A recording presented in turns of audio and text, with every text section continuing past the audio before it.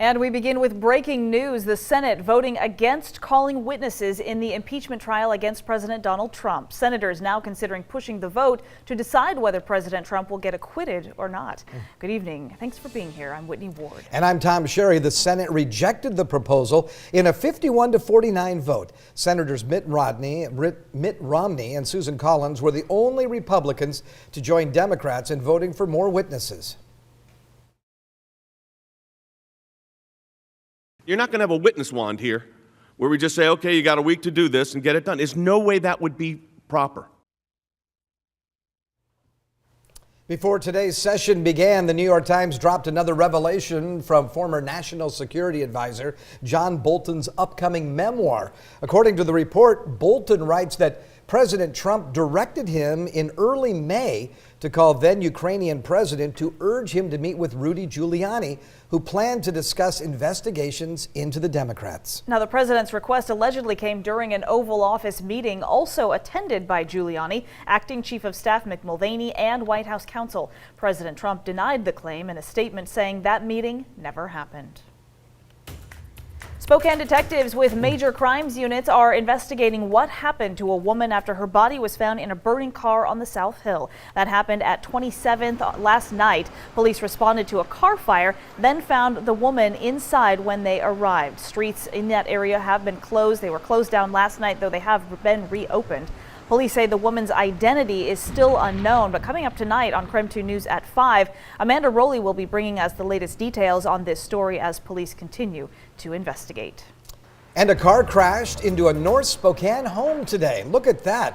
One person was in the house, but they were not injured. Police also said the driver only suffered minor injuries, so he's going to be okay. The crash happened near Wellesley and Kalispell. That's just a few blocks away from the Northtown Mall. Fire crews had to actually put in a temporary support beam inside the house as a precaution due to structural damage. A Coeur d'Alene jeweler still fighting to give back $500,000 to its customers. Weather experts, though, and an insurance company are standing in the way. This is the second time now they're calling on legal expertise to help in this situation. It all stems from a promotion last year at Clark's Diamond Jewelers. Owners had agreed to refund 100% of sales between late November and December if it snowed more than 3 inches on January 11th. Well, the weather experts for that insurance company ruled twice that it didn't snow enough, but the business says a local climate expert disagrees. He reported that it snowed just 3.3 inches that day. The third-party verifier, though, for the insurance company says at max it was 2.3 inches on January 11th. So still up in the air, although they are continuing that fight. Back here, we're not really looking at snow so much, but this wind advisory, boy, it's going to be windy. Yeah, it really is. We're going to look windy conditions tonight. The windiest conditions, though, will happen in the overnight hours and into Saturday morning. Take a look at this. The wind advisory in effect until Saturday at 6 p.m. So this is all for Saturday. This is a wind advisory. And then we've got a high wind watch down in areas of the lower Columbia Basin. So generally speaking, we'll see winds 20 to 30 miles per hour out of the southwest, blowing towards the northeast. But occasionally, we could see gusts up to 50 miles per hour and even some stronger average wind speeds expected down into the lower Columbia Basin. Talk about rain. This is an interesting graphic to take a look at. The white is our days in January when we've had snowfall. The green indicates areas of where we've had at least a trace of rain or more. And then, of course, the blank spots that you're seeing in gray indicate no precipitation at all, not even a trace. And really, that only goes up to count them. That's 1 and 2. So it has been an extremely wet month. We've had 29 days of at least a trace of rain or snow for the month of January. So if you thought it was wet last month or this month, it certainly has been. And we still see a few showers up in areas of northeastern Washington. We'll get a closer view of these showers. Again, most of them to the north of us, not so much here in the Spokane area, but more is on the way just in time for Saturday. We'll look for windy weather this evening and overnight. Look at the low, only dropping down to 44 degrees. We'll look for rain, wind, and again, mild temperatures on your Saturday with a daytime high of 52 degrees. For Sunday, cooler and drier. Look for a daytime high of 37, and we could see partly to mostly sunny skies by Sunday afternoon. Next week, it's going to get much colder like you would expect in February. We'll talk more about that coming up. I like the looks of the sunshine. All right, it was a no-show for an Idaho mother ordered to prove her children are still alive. Yesterday, Lori Vallow did not produce her children to an Idaho court. Investigators say 7-year-old J.J. Vallow and 17-year-old Tylee Rain were last seen in September. Police say she lied about their whereabouts, and just last week they found her, Lori, in Hawaii with her new husband, Chad Daybell. A judge gave her until the close of business yesterday to comply with the court order. They ordered her to bring her children to the Idaho Department of Health and Welfare or the Rexburg Police Department. When asked what happens next, Vallow's mother says it's up to the court to decide. I do feel very confident that law enforcement is doing everything they can. This is such an unusual situation that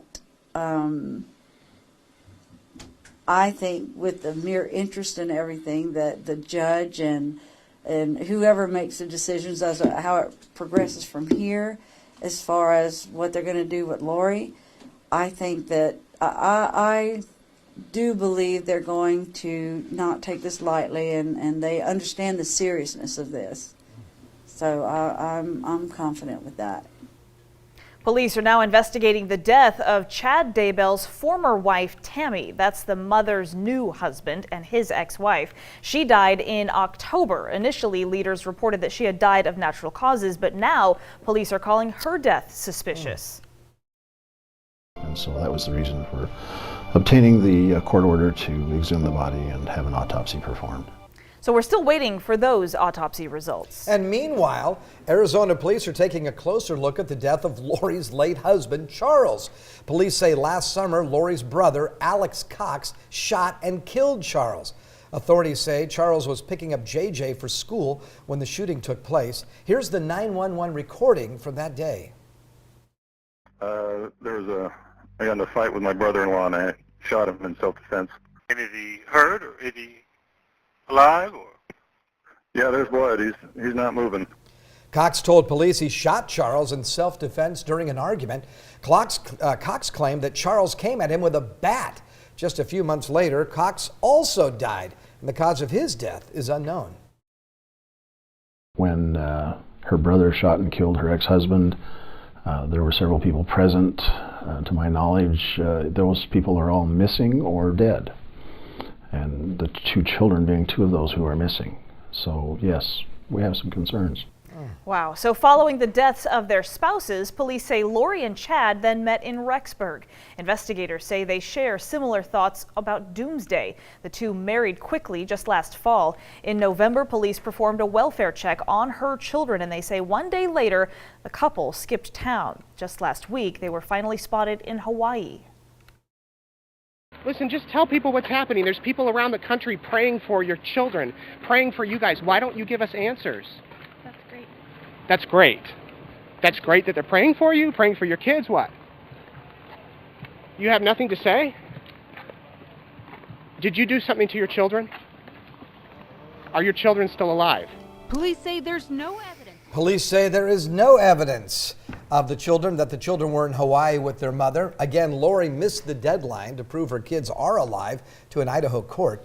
A judge will decide what to do next. Right now, the couple is not facing any charges. I know there is a lot here to this story, so we've got it laid out for you on KREM.com, and there you can read more about the couple's spiritual beliefs and the suspicious deaths of their partners. You can also find that on the KREM 2 mobile app as well.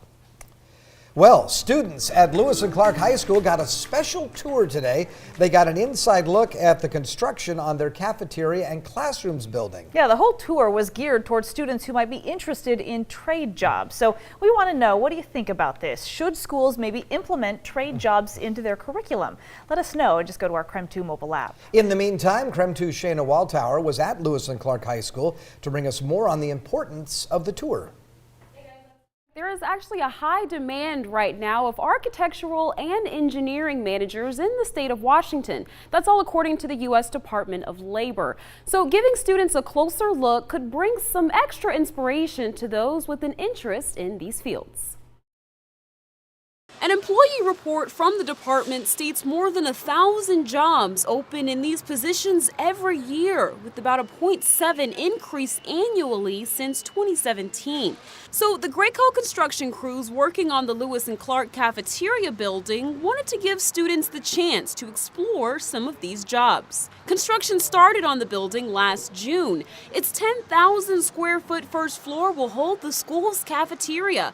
Underneath this floor is a heating system to make warming the space more effective. A lot more charging and a lot of that opportunity. Hearing workers explain how these systems work is what the students say fed their interest in these fields. It was really interesting, especially like all the different stuff they have in the ceiling that you can never see when you're just like walking around at your school. The building will also hold 9 classrooms and a commons area. It's a long and pretty particular step-by-step process. Senior Jonathan Easterbrook says the greatest value he received from this tour was speaking with crews about some of the intricate details of these rooms, like their metalwork. I love engineering and I love kind of learning about how buildings are, designed and kind of the constraints that a design team faces and stuff like that. So it was really cool and it was a fun and unique experience that I was excited to be a part of.